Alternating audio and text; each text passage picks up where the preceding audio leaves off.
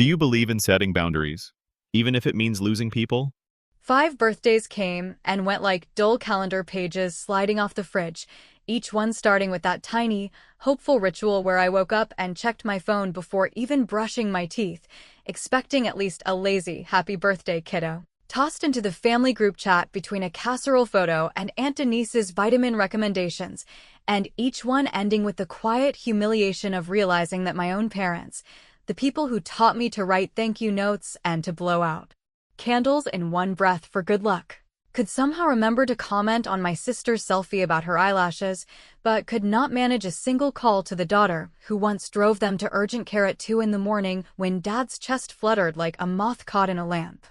On the first of those 5, I told myself they were traveling and maybe lost service, because denial is easier when there is leftover cheesecake in the fridge and a friend who insists on picking up margaritas after work. Yet, even as I laughed too loudly at Melissa's story about her disastrous spin class and pretended I didn't care, I watched the read receipts pop up under my message that said, "Dinner at my place if anyone's around." And I saw the polite little gray check marks turn blue while the silence stretched, and the laughter at our table turned thin around the edges, like a sweater that has been washed too many times. The second birthday, I tried reverse psychology and hid the date on social media, figuring that if they remembered on their own I could finally stop inventing excuses for them. But the day unfolded like a plain bagel with no cream cheese. Work emails stacked up.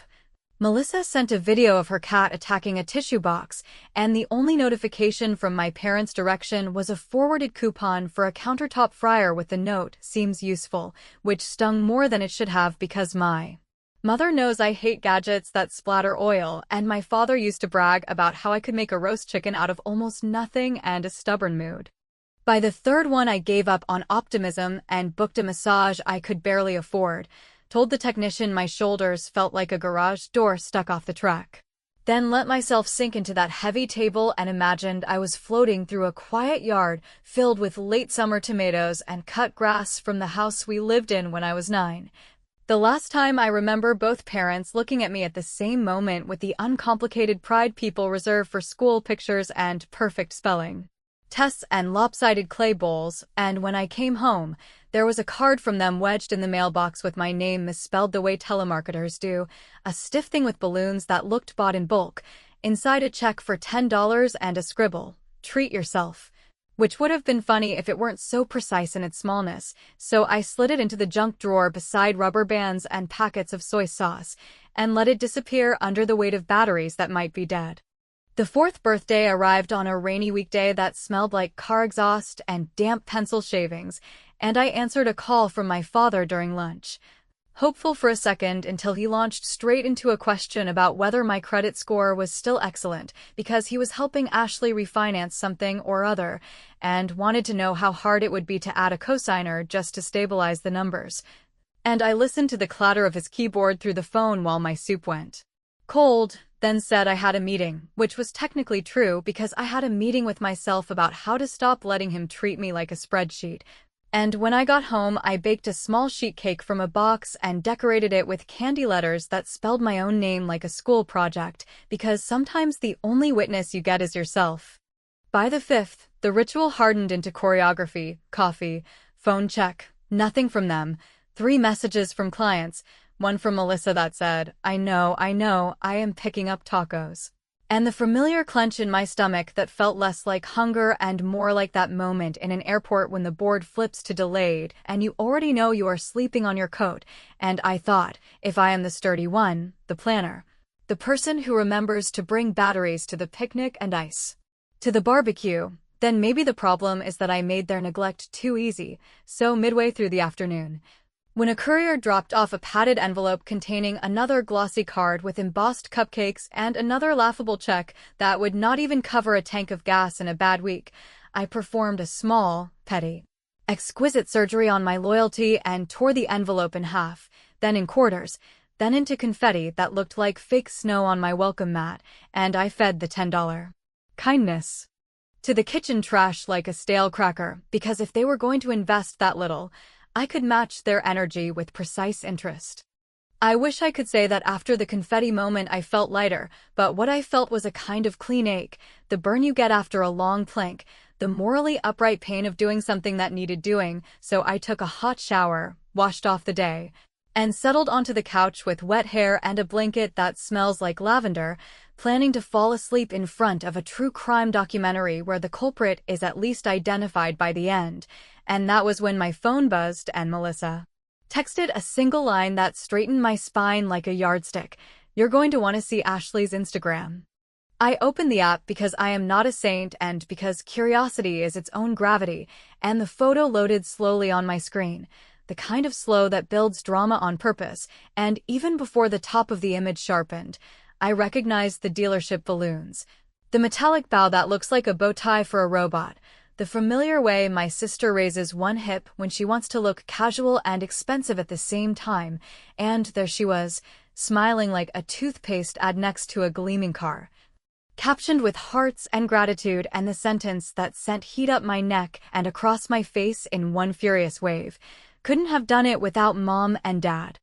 I didn't comment. I didn't like it. I didn't share it with anyone except the version of me who has sat through 5 silent birthdays and still brought potato salad to family cookouts because hope is a ridiculous thing. And I set the phone down on the coffee table with the care you use when placing a glass ornament back on a shelf. Then I looked at the torn envelope powdering my rug, and I understood with sudden, painful clarity that the next move would not be polite. It would not be patient. It would not be a speech about feelings or a request to be seen. It would be something sharp and quiet and final, and it would start with me cutting them out like a hangnail that has snagged on every sweater for years and now demands to be removed. I stood up, grabbed the cordless vacuum, erased the paper snow from the floor like it had never happened, and as the last shred vanished into the canister, a plan assembled in my head with the satisfying click of a well-made drawer closing. And I felt a smile that was not sweet, not this time, curve my mouth as I opened my phone again and hovered over the button that would change the way our family pretended to function, because if Ashley had a ribboned car and a caption, I had something better. A boundary sharpened to a point, and a silence that, for once, I would choose. And just as my thumb moved toward the option I had never dared to tap before, the screen lit with a new notification that turned the air in my living room electric. And the next second stretched like taffy as I read the name and understood that the quiet war I had been fighting alone was about to become very public, because someone on their side had noticed at last, and the doorbell, seconds later, confirmed what I already felt in my bones. The call from Derek came earlier than I expected, his name flashing across my screen like a warning sign, and before I even picked up, I could feel my stomach twist with that familiar dread that always seemed to accompany him. The dread of being dragged into something I had no part in but would somehow be expected to fix. He didn't bother with small talk. He never did when he needed something. His voice came at me hot, layered with frustration and entitlement, the kind of tone that suggested my hesitation was not only inconvenient but downright offensive. He wanted to know why I hadn't agreed already, why I was making this harder than it had to be, why I couldn't just do one simple thing for family when, according to him, he had always been there for me. I almost choked on the irony, because Derek's definition of being there for me had always meant showing up late to my graduation half-drunk, or crashing on my couch when his girlfriends threw him out, or borrowing money he never repaid because he claimed he was waiting on a check. He started shouting before I even had the chance to get a full sentence in, his anger so sharp it nearly bled through the phone line. He accused me of ruining his life, of being jealous that he had finally gotten something big, and he reminded me that Mom and Dad had invested everything into me already. That part nearly made me laugh, because if by invested he meant letting me pay off every dime of my tuition while he got a car handed to him at 18, then yes, I suppose their accounting was very creative. His rant went on, climbing higher, the volume louder, until finally I told him flat out that I wasn't signing anything, that I wasn't going to hand him the keys to my future credit score just because he didn't know how to manage the keys to his new house. The silence that followed was colder than the yelling had been, the kind of silence that carried promises of future fights, and then the line went dead without a goodbye.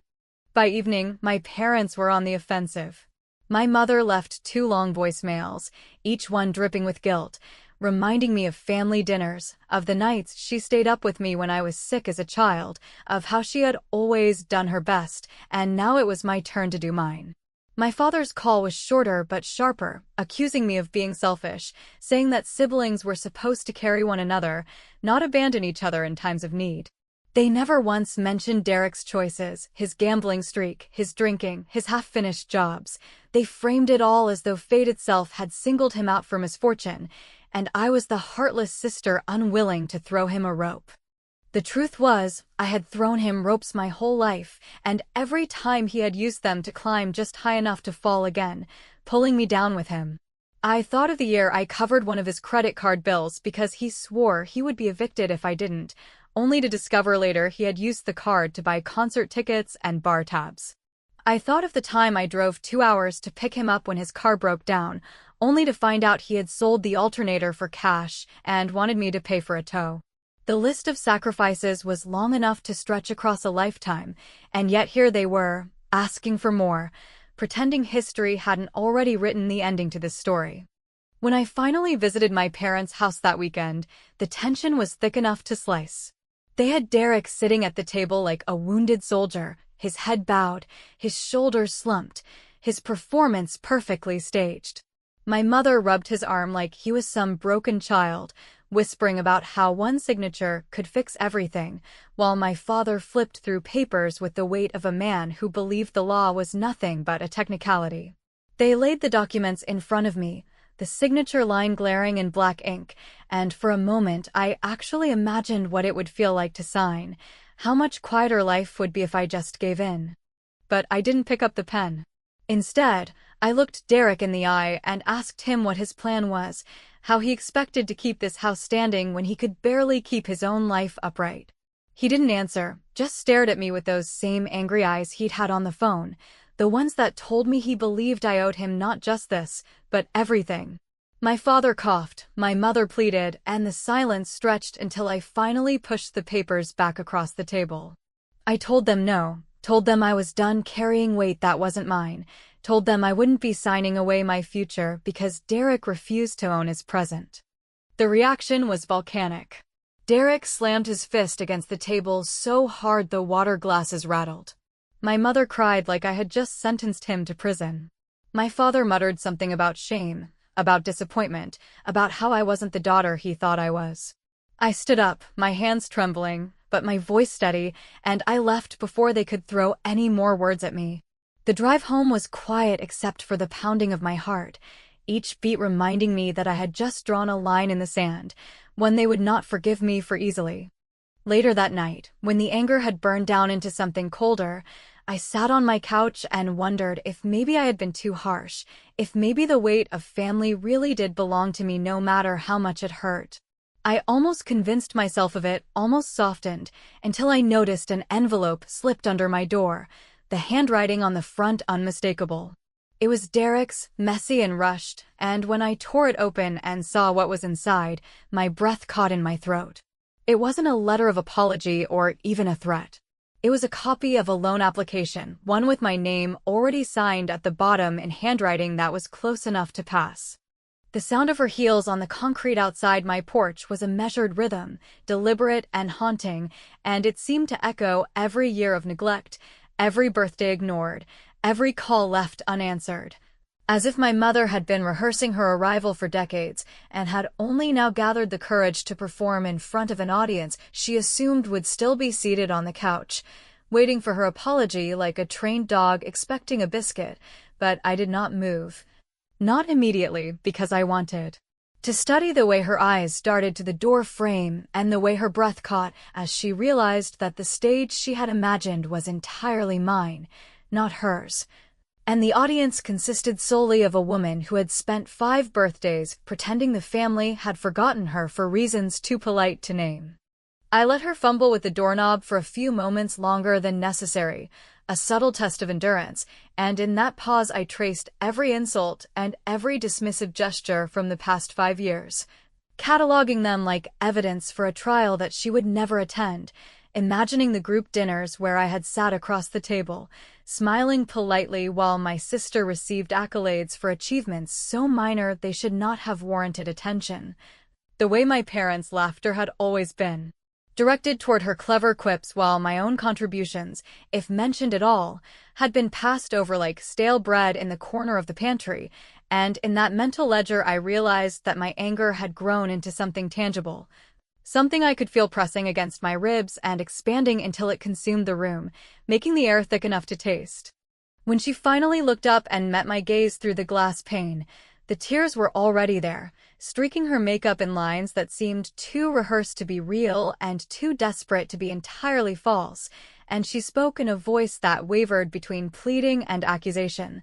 saying words that were meant to soften me but instead sharpen the edges of the long, invisible knife that had been carving through my patience all these years. "I know I've made mistakes, I didn't realize how much you were hurting, and I came to make it right." Her hand hovered in the air, a fragile gesture of reconciliation that was both familiar and infuriating because it assumed a permission I had not given and a trust one had not earned. I listened carefully, weighing each syllable for sincerity and timing my response not with impulse, but with a precision I had cultivated over years of learning how to survive in a family where acknowledgement was conditional, and I allowed the silence to stretch, letting the weight of the ignored birthdays and unreturned calls settle between us like a heavy curtain that refused to lift, because silence has a power words often lack, and in that stillness, I watched my mother's posture shift from tentative confidence to tentative defeat, realizing perhaps for the first time that her presence on my porch was not a guarantee of my forgiveness, and that the child she had overlooked could now dictate the terms of engagement. I asked her, without raising my voice, without leaning forward or softening my stance, whether Ashley's car had been entirely their decision, whether the balloons and the Instagram post had originated from their generosity or her influence. And as she faltered, searching for a plausible answer that could bridge the chasm of my resentment, I felt the scales tip slightly in my favor, the realization that control had been quietly slipping through her fingers over the years now firmly in my grasp. And I knew that the moment required a response that was neither impulsive nor purely vindictive, but strategic, a calculated movement that conveyed both authority and the quiet satisfaction of someone finally taking the reins of her own narrative. I explained to her, in measured tones that carried the weight of memory and experience, that the silence she saw as unremarkable had been experienced as deliberate neglect, that every forgotten birthday had left a mark deeper than she could possibly understand, and that the gestures of acknowledgement she now offered, however sincere or performed, could not erase the accumulation of absence and preference that had built up like sediment over years, and in the process, I orchestrated a small act of vengeance, subtle enough to sting but unlikely to provoke outrage, by insisting that she wait on the porch while I retrieved a document I had prepared, a ledger of contributions, expenses, and acknowledgments that highlighted the imbalance in the family's attention and resources, a mirror that reflected back the pattern she had tried to ignore. She clutched the pages with a trembling hand, her tears now mingling with a dawning comprehension, and as I watched her struggle to absorb the magnitude of my quiet but deliberate reckoning, I realized that revenge does not always require grand gestures. It often resides in the assertion of boundaries, the meticulous unveiling of truth, and the refusal to return to the old scripts that demanded compliance and forgiveness without acknowledgement, and in that moment, standing behind my closed door, while she read, I felt a satisfaction that was neither cruel nor vengeful, but deeply necessary, the kind that comes from reclaiming a voice that had been silenced for too long and finally commanding the respect and attention that had been owed all along. The air on my porch was thick with the weight of expectation, and I felt every year of overlooked birthdays and invisible efforts pressing against my chest like a tide that refused to recede, while my mother stood there with mascara-streaked cheeks and hands twisting in that familiar nervous pattern, as if she could physically will my forgiveness into existence simply by demonstrating remorse, and yet I remained still, silent, allowing her presence to stretch across the threshold of the doorway. that I had carefully chosen to keep closed, because after 5 years of being dismissed, ignored, and reduced to a shadow at the edges of my own family, the only power I could trust was the power to decide whether she could step into my space at all. And I wanted her to understand that entering uninvited was no longer an option. Her voice quavered as she attempted to fill the silence with explanations that sounded rehearsed, phrases carefully chosen to appeal to emotions she assumed I had left behind, and she spoke of intentions that were blurred by time and selective memory. Recounting moments where she thought she had been fair, moments where she believed her love had been sufficient, yet every syllable fell like a stone into the chasm of my resentment, bouncing against the walls of years of neglect while I watched. Her struggle to reconcile her perception with the reality she had ignored, the reality that I had spent years quietly documenting, noting every slight, every forgotten birthday, every invisible effort that had kept our household functional, while she celebrated my sister as though she were the only child deserving of recognition and indulgence. I finally spoke, carefully measuring each word, letting the weight of my voice carry the accumulated frustration and disappointment, reminding her that love that cannot be demonstrated consistently, that disappears when it is inconvenient, and that requires constant proof of loyalty before it is extended, is not love at all, and that my decision to maintain the boundaries I had set was not a whim, but a deliberate act of self-preservation and a statement of personal sovereignty, a declaration that I would no longer allow myself to be diminished or silenced for the sake of appearances. While she fumbled for responses, her sentences halting and awkward, as though she had forgotten the language necessary to navigate the territory of genuine accountability, and in that hesitation, I realized how long it had taken for the scales of our relationship to tip in my favor simply by refusing to play the role she expected me to maintain. Her tears flowed freely now, streaking the lines of makeup that could not hide the rawness of the emotion she had chosen to display only after I had refused to participate in the old rituals of compliance, and she began to speak of regret, of missed opportunities, of moments she wished she could take back. Yet even in her admission, there was an unmistakable tension, a fear that acknowledgement alone could not rectify the damage done, and I saw in her expression the realization that this confrontation would not end with a hug, a comforting word, or an easy reconciliation, but would demand a reckoning, one that required her to engage with the consequences of her actions and the silent endurance I had maintained while she focused her attention elsewhere. I decided to escalate subtly, introducing the ledger I had prepared earlier, the one that cataloged every financial contribution, every instance of support I had extended on my own, and the countless moments when my presence had been relied upon but never recognized, placing it gently on the threshold between us, as if to say that the truth of my experience was tangible, measurable, and undeniable.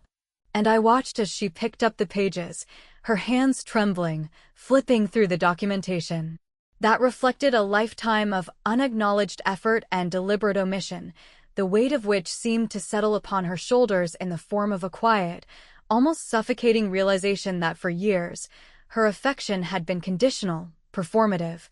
and painfully absent when it mattered most. I refrained from opening the door, from inviting her inside, because true power resides in choice, and I understood that my refusal was itself a form of accountability, forcing her to confront the discomfort of rejection and the consequences of past neglect without relying on the false security of a conventional apology or the easy absolution that often accompanies tears. And as I watched her, speechless and overwhelmed, I felt the satisfaction that comes from asserting agency after years of enforced invisibility, recognizing that revenge need not be cruel, that the assertion of boundaries, the quiet insistence on recognition, and the unwavering maintenance of personal space can be far more effective than any spectacle of anger or dramatic confrontation, and I knew in that moment that I had reclaimed not just the physical threshold of my home, but the emotional territory of my own life, which had been encroached upon for far too long, and that the lesson imparted through my silence, through the unyielding door, and through the ledger of truth would resonate far deeper than any words could ever convey. The morning light fell in a diffuse glow across my porch, catching the edges of the ledger I had placed carefully in front of my mother the day before. The pages now slightly curled from the moisture of her tears and the tremor of her hands as she had clutched them like talismans of guilt and recognition, and I watched her sit there in the lingering silence. The kind of silence that stretches long enough for both reflection and regret to settle into the corners of a room, knowing that the years of neglect, the ignored birthdays, the small and consistent erasures of my presence had accumulated into a force that could not be erased with words, with pleas, or even with the meticulously practiced gestures of maternal remorse that she now offered in their rawest form, and I understood fully that this was the culmination of a reckoning I had orchestrated carefully, patiently, and deliberately over months, shaping the narrative with every blocked call, every ignored message, every small, quiet act of boundary setting that had slowly shifted the power in the relationship from them to me. She attempted to speak, her voice trembling not just from residual emotion but from the dawning comprehension that the ledger did not simply catalog numbers and dates, but told a story of invisibility, of contributions made without acknowledgement, of countless hours and moments that had been rendered invisible by the selective attention of a family that had consistently prioritized my sister, and I allowed her the space to find her footing, watching the arc of recognition cross her features. The way understanding and discomfort mingled in a dance that was both fascinating and satisfying, because finally the weight of her past inaction, of favoritism, and of dismissal was something she could feel. Something that pressed upon her chest in a tangible way that mirrored the pressure I had carried quietly for years. She began a halting narrative, attempting to explain, to soften, to reconcile, weaving phrases of apology with qualifiers and justifications, as if by layering words she could somehow dilute the substance of her neglect, and I listened intently, measuring the sincerity of each statement against the ledger's quiet testimony, the irrefutable record of years spent proving my worth through action rather than receiving recognition, and while the tears on her cheeks were real, I recognized that emotions alone could not restore the balance, could not account for the void left by consistent invisibility, and could not erase the pattern of preference that had defined my family dynamic for as long as I could remember. When she paused, overwhelmed by the magnitude of what she was facing, I reached for the envelope I had prepared, an envelope that contained more than just words, more than just a tally of financial contributions and labor and loyalty. It contained the essence of accountability, distilled into a form that she could not argue with or evade, and I handed it to her with deliberate calm, observing the flicker of understanding and fear as she realized that this simple act, passing a sealed document across a threshold that remained firmly closed, was both a message and a boundary, a form of justice that required her to reckon with the full measure of her actions without any immediate opportunity to deflect, apologize superficially, or appeal to sentimentality. Her hands shook as she took the envelope, and I could see in her eyes the collision of disbelief and dawning comprehension, the slow recognition that the control she had assumed, the influence she had wielded over our family dynamics, and the unexamined assumptions of compliance I had allowed her to take for granted had all been quietly dismantled by a single, deliberate decision to assert my autonomy, to demand recognition through documentation rather than supplication, and to create a space in which she could confront the tangible consequences of years of selective affection and attention, a space in which her presence alone would not suffice to erase the years of erasure she had imposed. I did not open the door, did not offer comfort, did not speak further, because the lesson was now in her hands, literally and figuratively, and I knew that the envelope carried the weight of truth far beyond what words alone could convey. Because it represented both the reclamation of my voice and the assertion of my boundaries, a calculated act of closure that was simultaneously a declaration and a challenge, forcing her to engage with the consequences of neglect in a form that could not be ignored, rationalized away, or softened by tears or pleas. As I stepped back into the shadowed interior of my home, leaving her clutching the envelope on the porch, I felt the quiet satisfaction that comes from knowing that justice need not be loud or dramatic to be effective, that careful, deliberate, and meaningful action can speak louder than apologies, and that the restoration of one's agency, after years of invisibility and dismissal, is the most powerful form of revenge, capable of resonating long after the immediate moment has passed,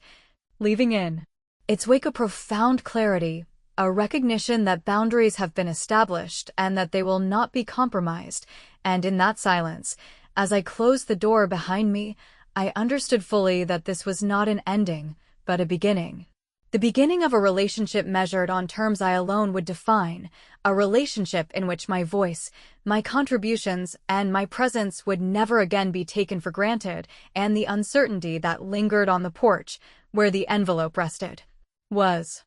proof that the lesson had been received, yet the resolution remained entirely in my control.